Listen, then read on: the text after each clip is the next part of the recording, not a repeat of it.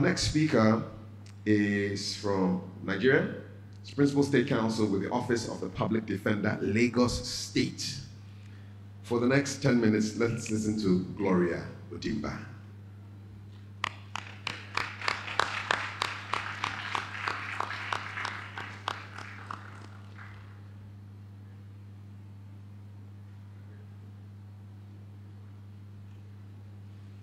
I believe we have the headsets for the translation. English is channel 1 and French is channel 2. Is that correct?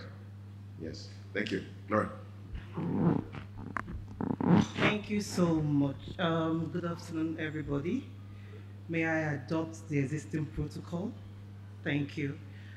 Listening to the last speaker, I would say truthfully that I was overwhelmed because he made my job very easy. I was going to speak on a topic, and I'm going to speak on a topic that I was afraid would come as being very uncomfortable for people. I mean, and I'm going to hit it on the head. I'm going to speak on sex, especially for the rising generation. So I was afraid that people will be like, oh, what is she talking about? But the reality is that we are in a digital world, and the rising generation are always on the social media. And this is something that has become the norm in the world. You listen to music, half of what is being televised or being sung is about sex. You go to places, I mean, on Instagram, most of our children are on Instagram, and of course, that is the focus of the day. And the challenge is, the question is, are we teaching our children these things at home? Because we do not have to leave it to the society to teach them, because what the society would teach them would not be what you want. You should teach them in the comfort of your home what you expect of them. And I'm going to go right through it, and I don't know if my slide is ready. I love to work with slides so that we can, or even though it's not going to be interactive, at least you can come along with me. So I've started with, my topic today is going to be safeguarding the rising generation. And when we talk about safeguarding, we mean to protect, to put measures or rules in place to protect these children, to prevent them from harm. And that's just the simple explanation. And I've said that, unfortunately, in this world, parents shy away from it, or they avoid it, maybe because they are shy, maybe because, of course, coming from the older generation, this is something that they don't want to talk about. We were having a discussion yesterday, and I remember I was telling a friend, and she asked me to speak to it. And I said, growing up, I didn't even know what was the menstrual period, because my mom didn't teach me, and because she didn't know, and that's the truth. And so she would tell you that, oh, you had better not play with a boy, because once you play with a boy, you get pregnant. And I was a tomboy. So one day I went to school and I went to play, and I played football. And I was coming back home and I was bleeding. And I said, oh my God, I'm pregnant. So I quickly got to the house and I went into her room. I cut off her wrapper and I used it for myself. We were going to church, and I was coming back from church, and I said, this woman, she can be very funny. So if she sees me bleeding, that's a problem. So I threw the wrapper on the street. Mothers are wonderful. My mom was coming back from the same church, and for whatever reason, she passed that street too. And she saw her wrapper on the floor of the street, and she picked it up and came back to the house to know which of her daughters was bleeding. She had 6 girls and 1 boy, and of course she discovered that it was Gloria, and the rest is history. I'm standing by the grace of God, but I learned that day. So parents, we need to educate our children. It's important. I mean, it's not something we should shy away from. And what I believe is that they say knowledge is power, and that's true. Knowledge is power, but power without measure and control becomes inevitably destructive. And that's what is happening in this rising generation. The last speaker spoke about children having screen time. They go to the screen and they watch whatever it is they want to watch. Nobody is monitoring what they are doing. Most times they interact with friends. they talk about things that as a parent, you do not know what they are talking about. And that leads to what I would call the sexual abuse in children. And what is sexual abuse? It could happen to any child.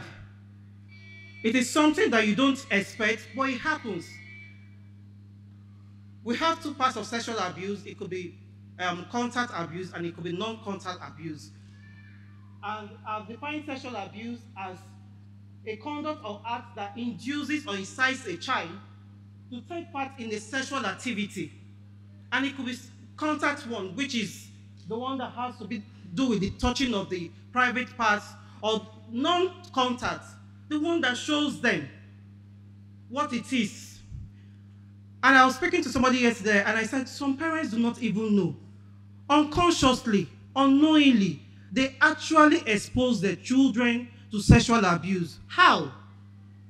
We live in Africa, so some parents do live in just one room. And they think that these children are asleep when they do what they need to do. But these children are awake. In Nigeria, they will tell you they are playing Papa and Mama. And Papa and Mama has led many children to a point of no return because the parents were not aware. Papa and Mama is not a game.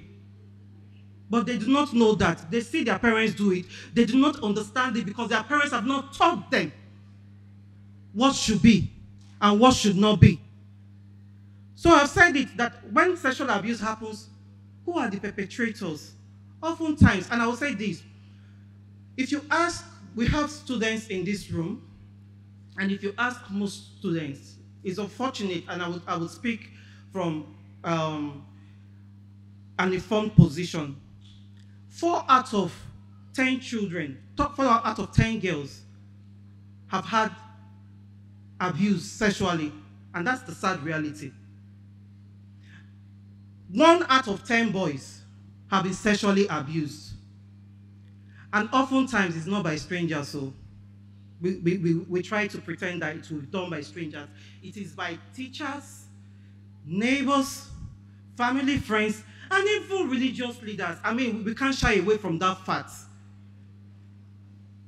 And so we can't leave it to chance and say, oh, I've sent them to school, they are doing the needful, the teachers will teach them sex education. No. Teach them from your home. Like I will go back to the Bible, train up a child in the way he should grow, and when he's old, he will not depart from it. The Bible didn't say that you should leave it to the teachers to train them. You are the parent, you know what you want to instill in your child. You can have that sit down with your child and tell your child what it is you want your child to know. Yes, it's an uncomfortable topic, but somebody has to do it.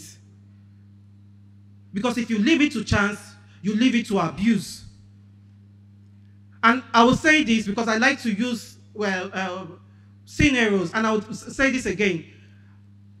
I was just in JSS 2, and my father, God rest his soul, would leave early for work, so he would drop my sister and I in school because he has to go to work, which is normal. And I had an intro tech teacher. Once my father drops me about 7:30, he would tell me to come to the class to come and sweep the class. And he will bust me into a narrow room and he will try to fondue me. He did it the first time, he did it the second time. The third time, I had no one to tell because I was scared of my parents and I was scared of their reaction, which is why I'm saying this for parents to listen to this.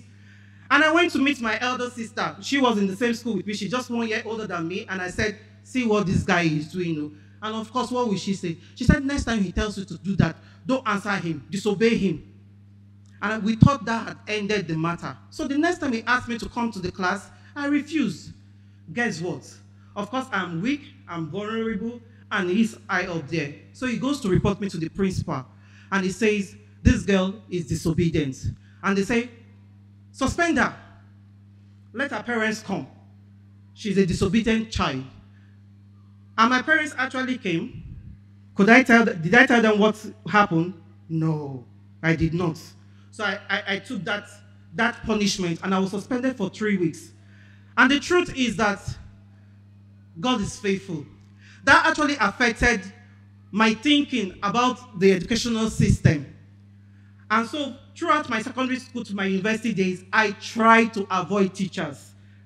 I tried to avoid teachers. In my university days, I would only go to school during the exam period. Here I am today, but I'm standing. Some people may not have survived it because some people may not be able to go to school without going to class. But some people would have seen it and they'll be like, oh, this child, she's irresponsible. She doesn't want to go to school. She doesn't want to do this. She doesn't want to do that. And that's why I tell people, before you judge a child, get the story. A child is a tabula rasa. She's an empty slate. It is what you put into the child that you see. Most times when you see, they will say, oh, that girl is promiscuous, that girl is wayward. There is a story behind that. And that's why as parents, you do not leave it to chance. You do not allow your children to experience abuse before you put the measures in place. And so in putting the measures in place, what do? First of all, listen to your children. We can't overemphasize that.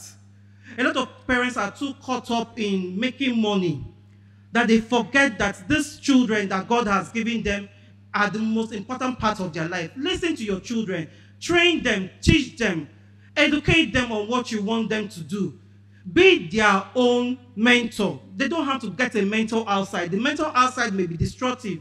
Let them be the one to come to you. They should be comfortable enough to tell you whatever it is. And when they tell you, African parents, don't say, hey, you are spoiled. No. Before a child comes to tell you, like some people, a child may come to ask you, father, mother, what is sex? Before she comes to ask you that question, before he comes to ask you that question, it means that she had heard it or she's heard it somewhere. So you need to tell them in your own ways, in your own training, in the way you want it, Christ-like, what you think sex is all about. Thank you very much.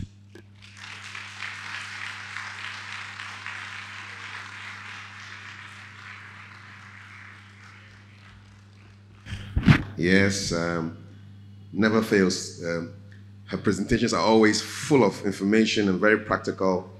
And we thank you so much for teaching us what to do. Gloria Odimba from Nigeria, thank you so much. Enjoyed your presentation again.